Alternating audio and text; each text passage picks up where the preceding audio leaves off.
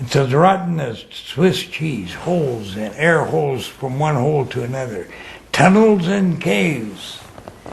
And when he says into the mountains, you better believe it. Maybe some will be in the cooks and cravies right there facing the weather that our sun will give.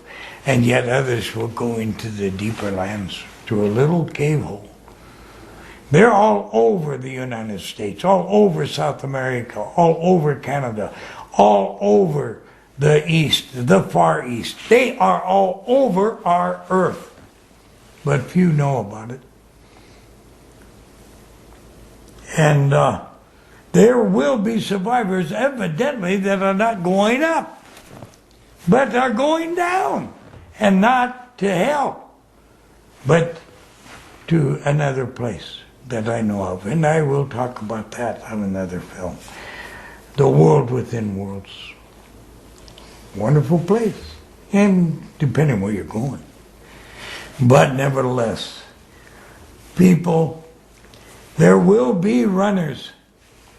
And you better have your running shoes right, and I mean heart.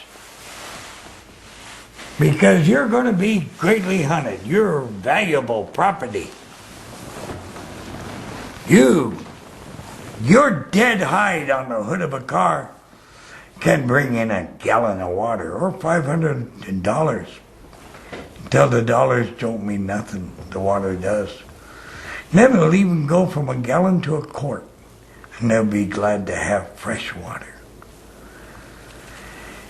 Collect your water now, folks. Set up a cistern system. I would consider, my advice, getting the heck away from certain areas. There are at least 2 safety place maps. Scullion makes one. A lady makes another. But what you don't know about is the Indians have had one for many centuries. And it pretty closely resembles those other 2. And don't go in fear. Only go if the Creator tells you to go. You go in fear, you're already in trouble. I come to warn you of things that can be, not that will be.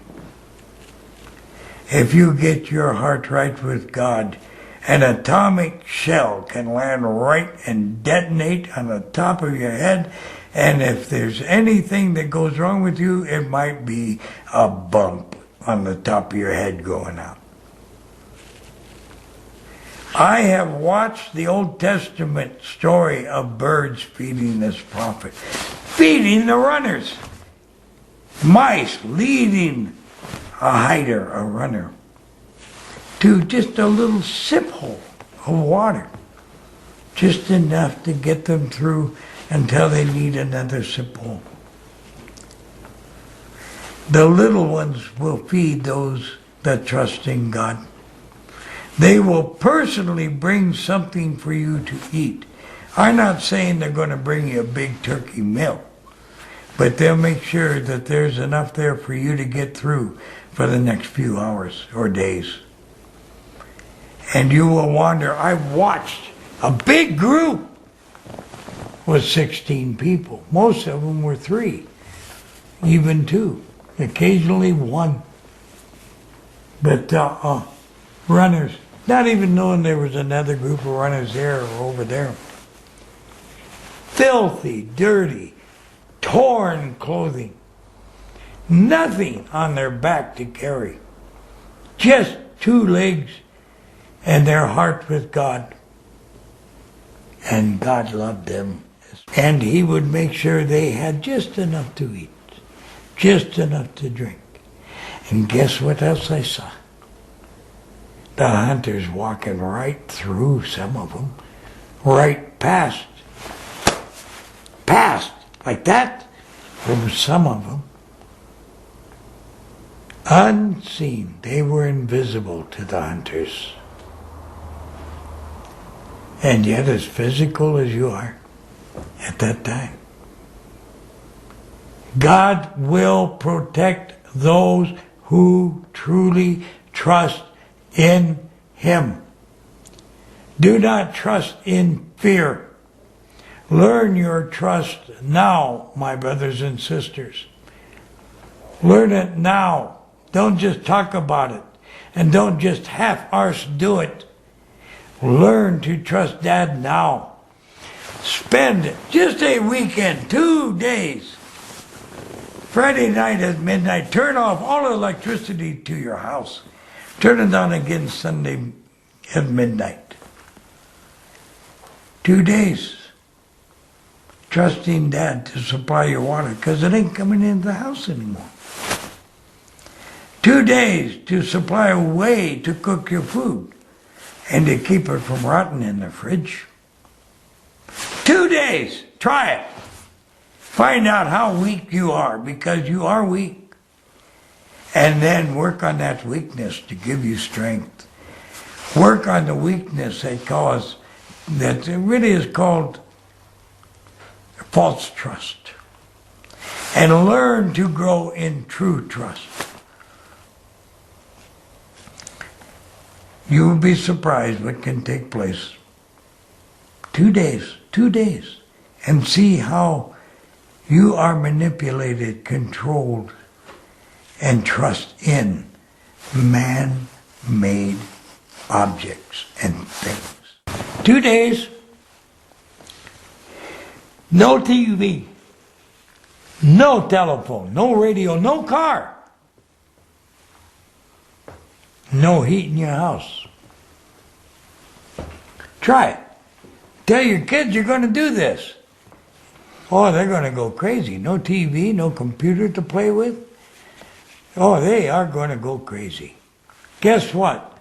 When it comes push to shove and the actual event happens, that you need to know how to handle yourself in this time of nothingness but trust, almost everybody you need will go to 666.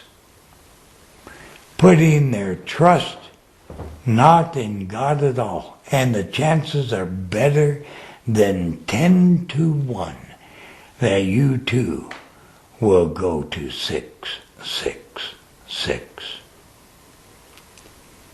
Because you can talk trust, but when push comes to shove, you don't trust. You might be a mother carrying a little baby that has loved God all your life, claiming that you trust Him all your life. And then He puts you in a situation where there's no water, no food, no shelter, nothing.